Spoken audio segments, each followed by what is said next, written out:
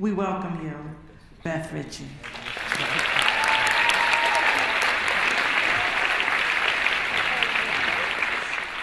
Thank you, Sharon, for introducing me, but more for standing so strong and proud and brave in your struggle to survive the violence and survive the violence. And by that I mean survive the violence that you experienced and then the violence of incarceration. Breaking through beyond the bars to prison abolition. I'm thrilled to be part of this event this evening and tomorrow to talk about breaking through beyond the bars to prison abolition. You can imagine how I feel sitting with the Davis sisters and feeling the power of their work, the power of your work, and the power of the words that were read from the people who are still incarcerated and the hundreds of thousands of people that they represent. So while I'm thrilled to be here among so many of you, I'm also acutely aware of those people who aren't here, right? Because they're still surviving the violence. And I want to lift them up, bring them in, open my heart, my eyes, my ears to their words and their work, because indeed it is on their lives that we are basing our struggle. I want to say, of course, and a special thank you to Kathy Boudin, to Desiree, to Carly, to all of the people who have put this amazing event together, the tireless activists and advocates who are here in this room, many of whom have been tremendous inspirations to me. I grew up politically in New York. I live in Chicago now, but indeed not very far from here. In East Harlem is where I first learned, well, it wasn't where I first learned, but it's where I first knew that I was learning. I learned, of course, early in my life, but I first learned about what it meant to be a woman of color, a black feminist activist against gender-based violence. It was also the place down the road in Harlem where I learned about the politics of prison abolition and racial justice. And for a long time, I felt like I lived between those two worlds. Some of you, of course, remember the very important book, This Bridge Called My Back, right? I felt like I was sort of living this bridge called my back as I used to move from my work in East Harlem to working on issues of racial justice and economic justice and food justice and environmental justice, traveling downtown to Manhattan, where there was a group of predominantly white women beginning to respond to the problem of gender violence and all of its forms. And then I would take the number 6 train back uptown and talk about racial justice and take the train downtown and talk about gender justice. It really felt like this bridge called my back, riding the train in Manhattan, because there was no place where the politics of racial and gender justice were aligned except in the lives of the women of color who were struggling to save our lives during the buildup of a prison nation. And I want to talk with you tonight about how I learned to make the proposition of prison abolition concrete, how I learned to make it feel real. I want to explain to you what it meant for me to move from fighting against something to fighting for something. And I learned that as a black feminist activist against gender violence who calls herself a prison abolitionist. The movement to end gender violence in this country, to me, provides one of the best examples of the consequences of over-reliance on criminalization as a solution to the problem of violence. And in some ways, it's kind of a contradictory thing, right? Because so much of what the gender-based violence movement, at least as the mainstream celebrity kind of movement articulates itself, has been to criminalize the problem of violence against women. And I want to stand today humbly representing, I hope, hundreds of thousands of other women of color around the country, around the world, who want to stand to end gender-based violence from the perspective of prison abolition, even though there's serious pressure not to do so. And what I mean by that is it's a kind of unusual position to occupy, because the mainstream feminist movement to end gender-based violence is very closely aligned with the movement to build up the prison nation in this country. And prison abolition, of course, attempts to interrupt that. So I take a stand as a prison abolitionist, a prison abolition perspective, if you will, arguing that we need a different approach to ending gender-based violence, one that would link a kind of gender liberation politic to the politic of ending mass incarceration. A feminist prison abolition project that responds to the problem of gender-based violence would do several important things. First, a prison abolition project would bring resources, and by that I mean human resources, economic resources, cultural resources, emotional resources. It would bring resources to those who are harmed by gender-based violence, instead of isolating them from their communities. Second, a feminist prison abolition project would work to transform the conditions in the communities that surround the people who cause harm, and make a plan for accountability for the violence instead of only punishing the violence. Accountability instead of only punishment.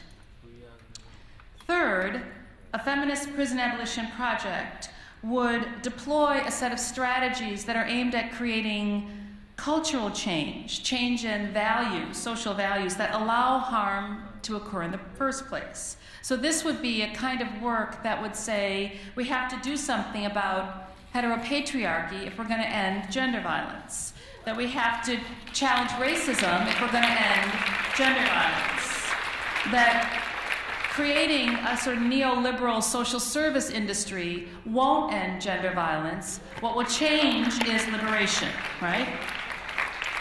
Fourth, a feminist prison abolition project would shift resources away from the punishment industry and redirect them to improving conditions in communities, especially our most disadvantaged communities, where violence prevails. So instead of serving to build up the prison industrial complex through the creation of new laws and new strategies and dedicated courts to respond to gender violence, instead we would shift those resources away from the punishment industry to improving conditions on the ground. And finally, a feminist prison abolition project, maybe this is most important, would create opportunities for us as anti-violence activists to imagine what gender freedom would look like, and how that freedom from gender violence has to be linked to racial justice, economic liberation, sexual freedom, etc. It would allow us an opportunity to imagine that. To make this argument, I want to first make 4 very basic points. And I say this sort of in recognition of a room like this must be filled with survivors. So it's important to affirm that hundreds of thousands of women and non-gender conforming people are hurt by violence every year. And when I say hurt by violence, I mean a range of harms. Physical assaults, emotional degradation, sexual abuses, harassments, threats, stalking, withholding food, withholding medicine, withholding money, depriving people of sleep, depriving people of contact with families, of opportunities to work or go to school, and a kind of social marginalization that accompanies all of that. Disregard for human dignity. And all of that vulnerability leads to more and more and more violence. It also includes state violence, policies that take away reproductive rights, abuse by police officers or INS or correctional officers or teachers. It includes a kind of violence that we see in the media, that we experience in negative representations of ourselves, and it includes the violence at the end of a continuum, perhaps, or maybe the beginning of war. That violence is serious, and it causes serious harm. The consequences of that violence include, of course, physical injury and emotional trauma. It includes isolation and poverty. It includes the inability for people to be involved in social movements, and indeed we need more people involved in social movements for justice. And it includes a sort of literal and a figurative, a metaphorical death. And all of those things are significant. I want to argue for this discussion that one of the consequences of gender violence is how it also leads to incarceration. So stay with me for this point for a moment, because it's a paradoxical one. One of the reasons that gender violence, in my view, is such a good example of why we need to come up with alternatives to using the criminal legal system and adopt a prison abolition perspective. One of the reasons that we have to do that so urgently is because instead of reducing violence, using criminalization to respond to violence only makes it worse. It complicates it. It means that for some people who threaten dominant notions of what maleness is or what normative sexuality is, those people, meaning queer people, strong women, young women who choose not to align with one relationship at any given time, anyone who sort of steps outside of the norm, are criminalized. Especially they're criminalized if they experience gender violence. So that's point number one. Gender violence is a serious problem, and it's made worse. It's made worse by our reliance on the criminal legal system. A second point is that the work to end gender violence has been complicated by this over-reliance on the carceral state. Now, it is important to say, again, I told you I grew up here working against violence, gender violence, and I understand that there are some benefits to some women who experience gender violence because of our relationship with the criminal legal system. We have increased surveillance mechanisms and stiffer penalties for law breaking. We have specialized trainings of law enforcement officials. We have intervention strategies that are tied to bring the heavy weight of the punishment industry along with it. We have increase in public consciousness, and we have more laws outlawing criminal violence and legislation that supports those laws. But there are also negative consequences for some survivors of gender-based violence because of our alignment as an anti-violence movement with the criminal legal system. We have rules and regulations about who can and can't use services, like if you have a felony background, for example. We have a narrowing definition of who's a real victim, and it doesn't often include people who have used violence, perhaps themselves, to survive. We have kind of a hierarchy of who's protected if you experience violence, who's protected by the criminal legal system. And those who aren't protected are not only just ignored, but in fact they're criminalized. They're arrested if you're a victim and you don't cooperate with the police. You're charged with a crime if you're battered and your children witness the abuse. You're held criminally accountable for your victimization if you don't use services. You're punished by the blunt force of a punishment industry that criminalizes your survival strategies. These are strategies that the anti-violence movement has used, which has actually led to increased violence, increased gender-based violence for some survivors.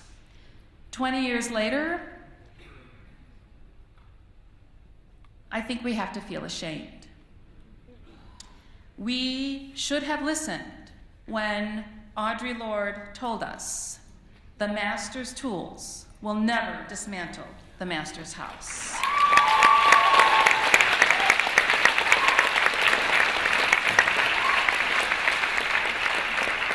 And what happened is that the activism against gender violence collided with or was co-opted by the state punishment industry.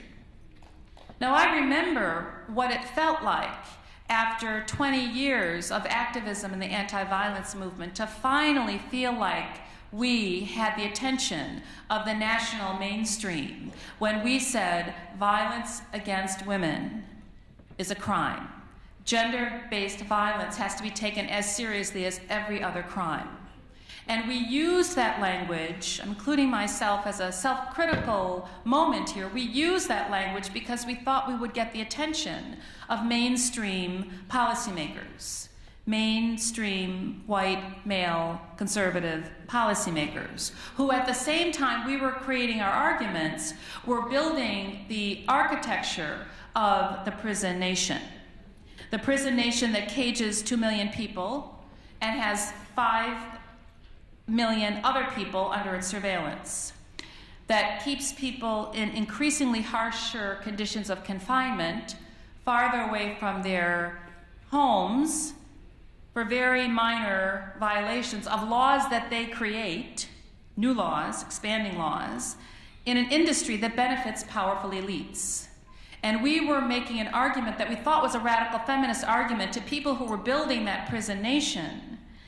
And they were building it sort of alongside of us, and in many ways using our name, invoking our analysis in that building. They built it in very practical ways, and they built it in metaphorical ways. So not only did they build the buildings, but they changed welfare, and they changed schools, and they changed access to reproductive justice, and they changed regulations about housing, and they did all of these things, again, in our names, threatening people's opportunity, limiting access to services, confining people and degrading people as part of the condition under which they would get human services, and punishing people because of who they were, where they live, what they do, and what they experience, including that they experienced violence. The anti-violence movement was celebrating our success and ignoring the ways that Black or brown, queer, young, addicted, immigrant, formerly incarcerated people who were non-white, not middle class, heterosexual, married folks, were being hurt by the system, by that same system that we were asking survivors to turn to. Important for us, I think, at this conference, it also meant that as a political movement, we were isolating ourselves or limiting ourselves in what work we could actually do. So we didn't take up the case of the New Jersey Four. We don't talk about freeing Assata Shakur or Marissa Alexander or the people of Palestine. We just don't talk about anything other than the individual people who can fit into the narrow definition of a survivor of gender violence. That means that our political struggle is isolated from broad-based political movements. Our effectiveness is limited at best. I want to argue that worse, we contribute to the violence associated with focusing only on individual harm and using a prison nation to try to respond to it.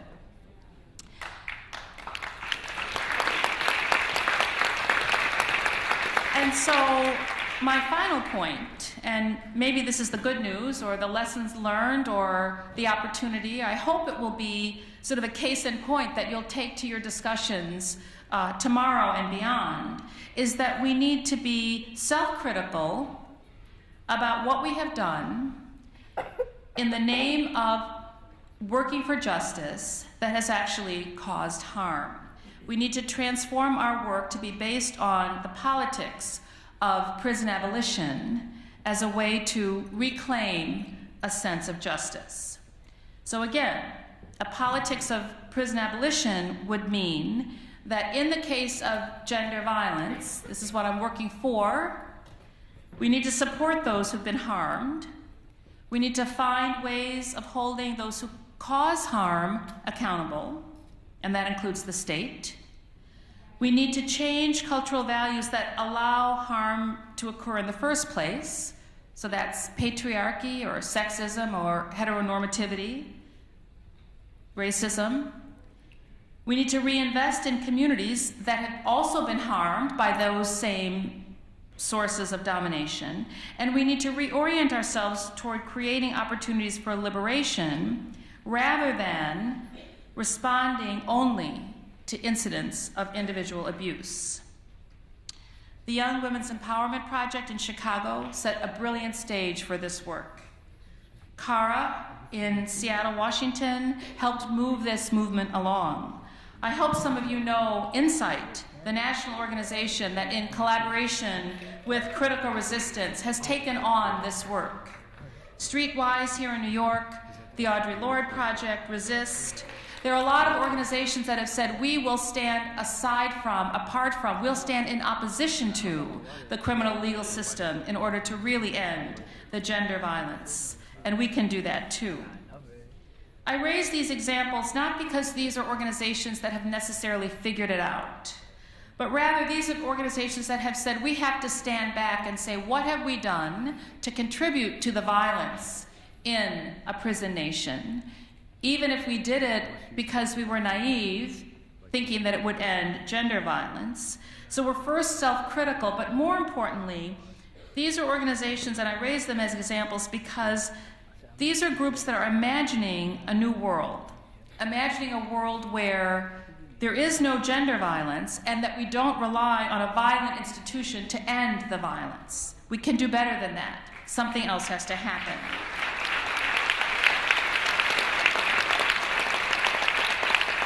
And I believe that if we can do it in the movement to end gender violence, as women of color activists, feminists, led by us, defined by us, and we can claim space as prison abolitionists, I think we can do justice work that will lead to real and fundamental change that doesn't use the master's tools to try to create that change. We can divest from the carceral state as anti-violence activists, do something different in our homes, in our neighborhoods, in our schools, in our religious organizations, around our kitchen tables. We can resist co-optation by that prison nation that has used our name to invoke a kind of violence that it uses itself. And we can imagine a different kind of world based on an abolition politic that Angela has taught us so much about. We were taught about that abolition politic and listening to women's voices about the violence and trying to merge those, the analysis and the real life situation by lots of people who I know are in this room, and by those who aren't, including those who are still locked up, whether they're locked up in abusive relationships or whether they're locked up in prisons. One of the people who isn't here, who taught me a great deal about being an abolitionist, a prison abolitionist, and an anti-violence activist, was Sister Mary Nerney, who I had the honor of working with in East Harlem. She was the director of Steps to End Family Violence, one of the first programs in this country who took a stand against mass incarceration and against gender violence simultaneously, going into Rikers Island, doing work on the streets of East Harlem, making sure that those women whose lives are caught both in the trap of prison and in the trap of violence have an opportunity for freedom.